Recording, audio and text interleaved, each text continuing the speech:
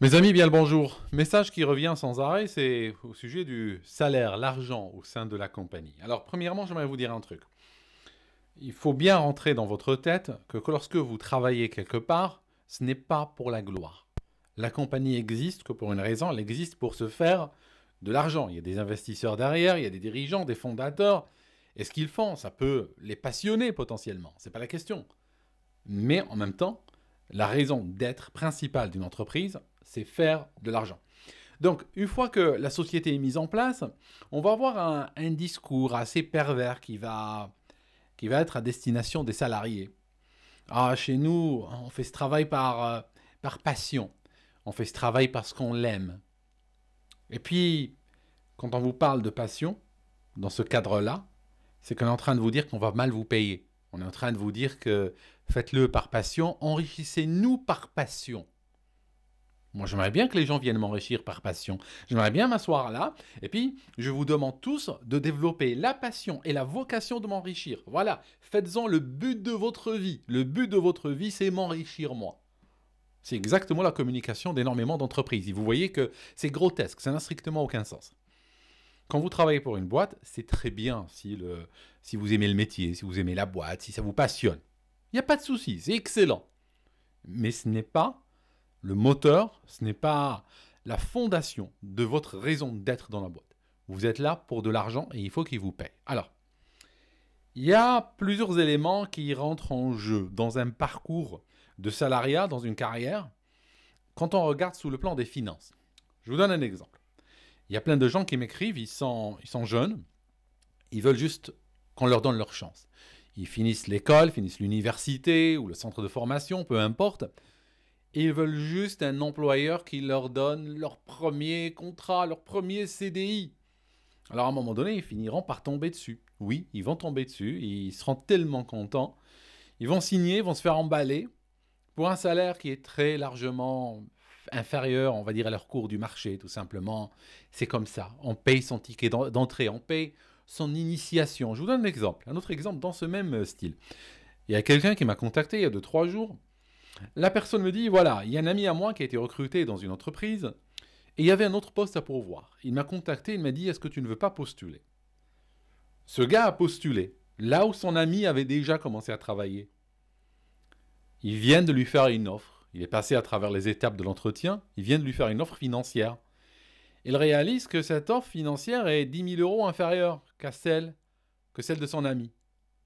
Et pourquoi? Parce que tout simplement, lui, il n'avait pas de travail avant. L'autre avait un travail. Donc, quand on a un travail, on ne paye pas son initiation. Mais quand on est dehors, quand on est à la rue, ils savent bien que on est plus volontiers désespéré. Forcément, c'est pas le cas de tout le monde, bien sûr. Mais on est prêt à se compromettre parce que il faut absolument trouver un travail vite et l'employeur le sait, il va en profiter. C'est un monde où le chien mange le chien, je vous le dis tout de suite. C'est un rapport de force. Maintenant, vous rentrez dans la boîte. Vous rentrez dans la boîte parce que vous étiez au chômage. Vous rentrez dans la boîte parce que c'est votre premier travail. C'est quoi le problème? Le problème, c'est qu'avec le temps, votre valeur marchande va augmenter. Parce que vous aurez de l'expérience. Cette fois-ci, vous n'êtes plus ce jeune de 22 ans qui voulait absolument qu'on lui fasse confiance. Là, ça faisait 5 ans que vous êtes là, vous allez vers vos 30 ans, vous êtes maintenant un professionnel aguerri, vous avez touché à plusieurs postes, plusieurs métiers dans l'entreprise, sauf que votre salaire, lui, est frappé par cette ignominie de départ. Eh bien oui, au départ, on vous a pris sur le marché pour 3 fois rien.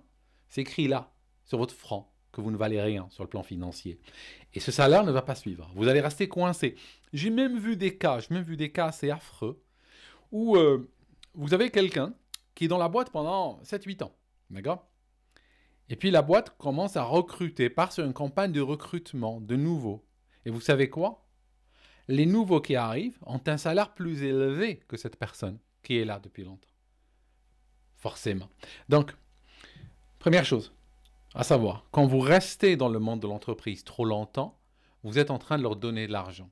C'est comme si vous les payez chaque année pour le privilège de travailler chez eux. C'est-à-dire, mettons que votre valeur, juste pour donner des chiffres, c'est pas important, mais juste pour parler, mettons que votre valeur maintenant, sur le marché, quelqu'un de votre expérience, de votre calibre, de votre expertise, mettons qu'elle vaut 50 000 euros par an. mais que l'entreprise vous paye 35 000. Pourquoi? Parce que vous avez commencé chez eux à 25 000 et puis progressivement, ils vous ont augmenté d'un petit chouïa de 1 000 euros, 1 500 euros par an. Donc, vous êtes à 35 000 chez eux, alors que vous valez 50 000 sur le marché. C'est absolument équivalent à ce que, chaque année, au 1er janvier, vous allez chez eux et vous leur faites un chèque de 15 000 euros pour le droit de travailler chez eux. Donc, rester dans l'entreprise, avoir une fidélité à la boîte, sur le plan financier, c'est le pire que vous pouvez faire. Alors, au départ, vous ne le voyez pas peut-être, vous ne le voyez pas sur un an. Bon, c'est pas grave.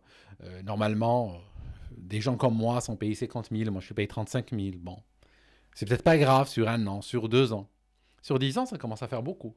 Sur 10 ans, ça manque à gagner de 150 000 euros que vous n'avez pas. Ces 150 000 euros, c'est peut-être la maison que vous n'avez pas achetée. D'accord? Par exemple. Donc, toujours réfléchissez. Quand vous travaillez dans une boîte, vous n'avez pas de relation d'amour avec eux. Vous n'avez pas de relation affective. Vous avez une relation cordiale, courtoise, professionnelle, mais qui est fondée sur une seule chose, qui est fondée exactement sur l'argent. D'ailleurs, quand la boîte a des difficultés financières, vous savez ce qu'ils vont faire? Ils vont virer. Ils vont faire une charrette, virer du monde. Ils vont pas dire, vous savez quoi, on n'a pas d'argent, on n'est pas très rentable, ça va mal, mais on aime nos employés, on va les garder quand même. Ça n'existe pas, ça. Ils vous regardent sur des tableaux Excel, ils vous regardent sur des tableaux financiers, et à un moment donné, s'ils voient que ça va mal, ils vont juste vous débarquer. Donc vous aussi, vous les débarquez si financièrement ça ne va pas.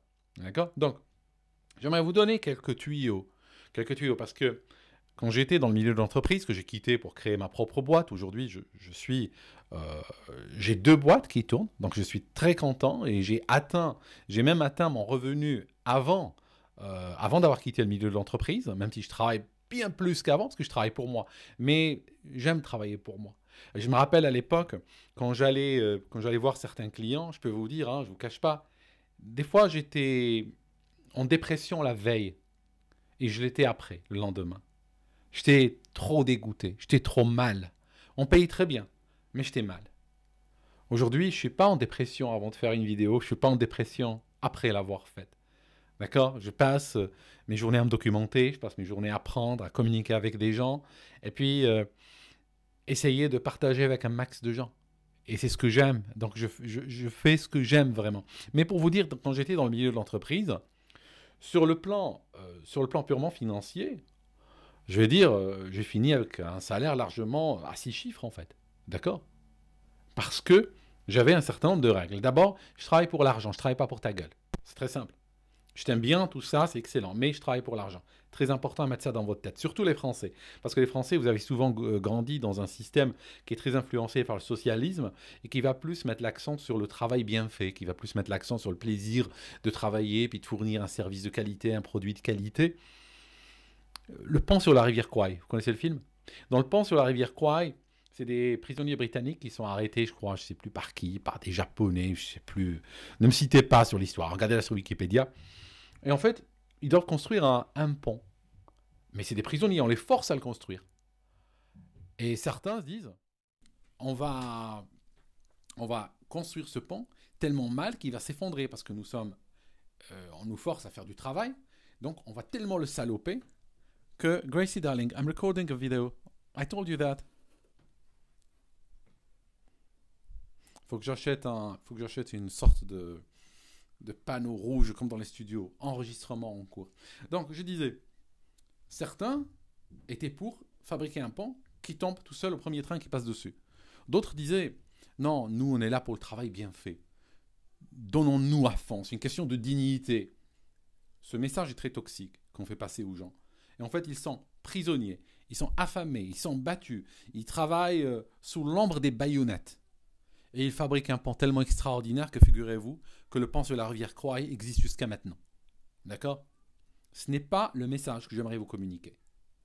Ce n'est pas ça le but du jeu dans la vie. Dans la vie, vous ne construisez pas un pont pour vous geôlier. Vous construisez un pont pour votre famille. Vous construisez un pont pour vos enfants. D'accord? Pour vous-même.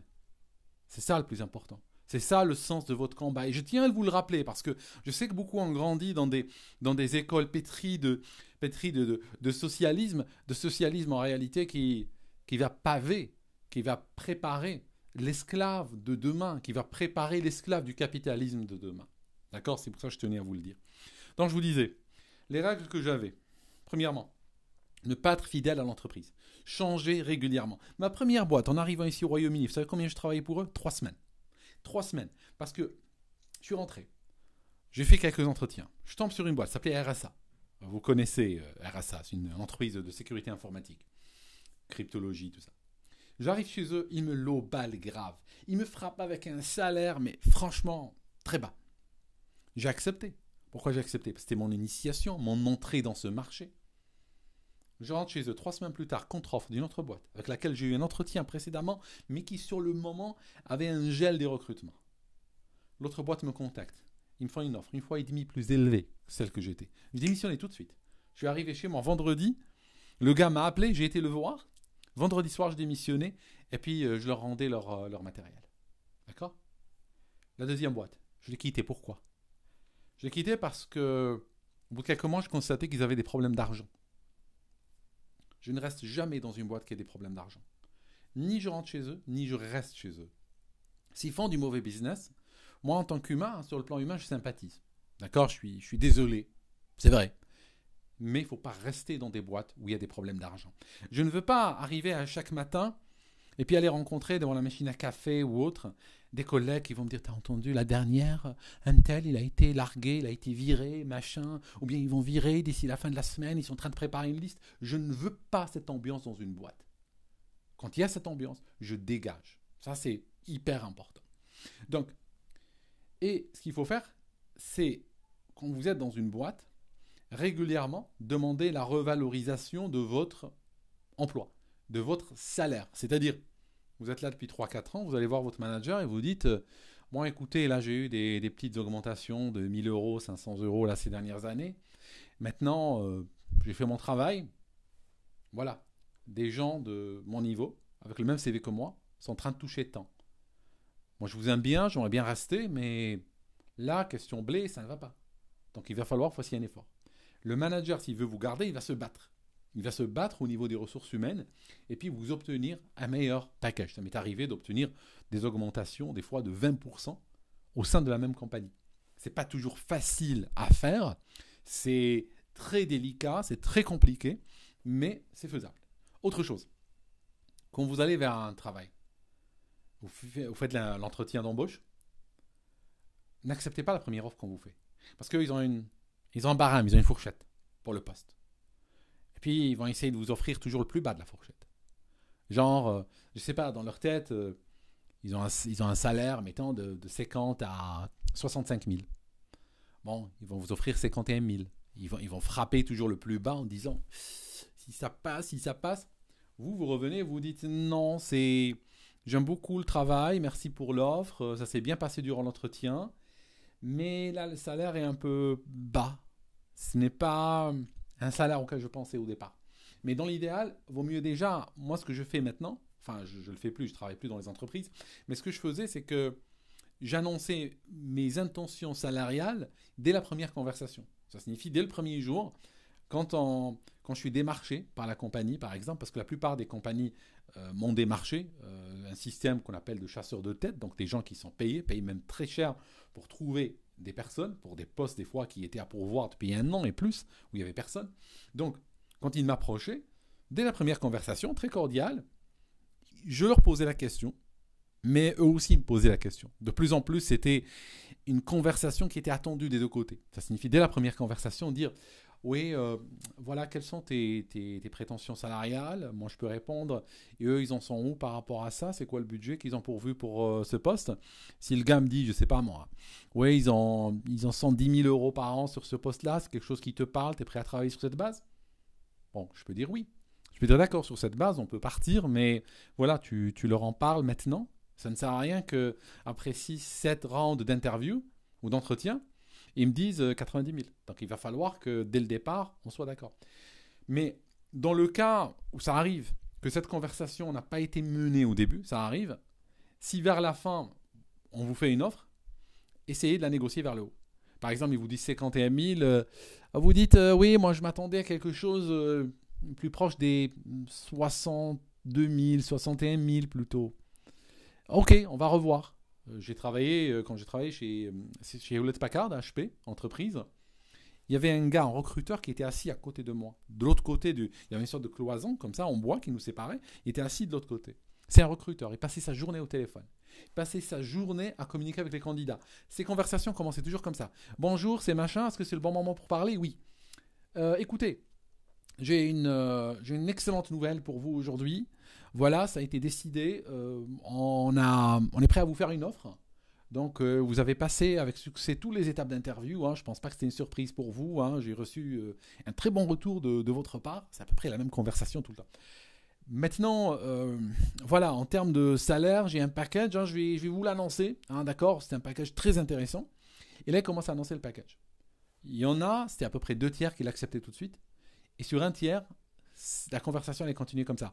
D'accord, ok, donc vous me dites à peu près c'est quoi vos prétentions salariales et je vais revenir vers eux, d'accord? Tout de suite, dès qu'il est raccroché, il appelait. Oui, j'ai appelé le candidat, bon, c'est vrai, je lui ai offert 65, mais il m'a dit qu'il veut 75, qu'est-ce qu'on fait?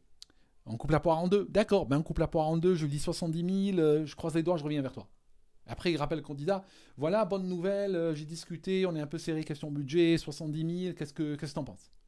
Ces conversations-là, j'en entendais 20, 30 par jour pendant des années. D'accord? Donc la négociation est toujours ouverte. N'hésitez pas à négocier parce que autant au moment du recrutement, vous pouvez obtenir une augmentation de salaire significative. Ça signifie vous passez de 60 à 70 ou 68 ou autre. Autant si une fois que vous êtes dans la compagnie, c'est trop tard. Il ne sera plus vraiment possible de négocier. C'est fini. Ça sera plus délicat par la suite. Vous pouvez le faire, mais c'est beaucoup plus compliqué. D'accord? Donc je pense que on va s'arrêter ici. D'accord? On va s'arrêter ici pour aujourd'hui, pour cette vidéo, parce que c'est un sujet interminable. J'y reviendrai à d'autres et d'autres et d'autres occasions, parce que vraiment, j'aimerais que vous soutiriez le maximum d'argent à la compagnie. J'aimerais que vous poussiez le potentiel de votre carrière, de vos compétences à son maximum, à son paroxysme. J'aimerais qu'ils payent pour vous le max. Il faut que vous les faites payer. C'est très important. Après, bien sûr, vous pouvez apprécier votre travail et tout, j'ai pas de souci avec ça. Mais il faut qu'ils payent. Merci beaucoup mes amis et on se voit à la prochaine vidéo.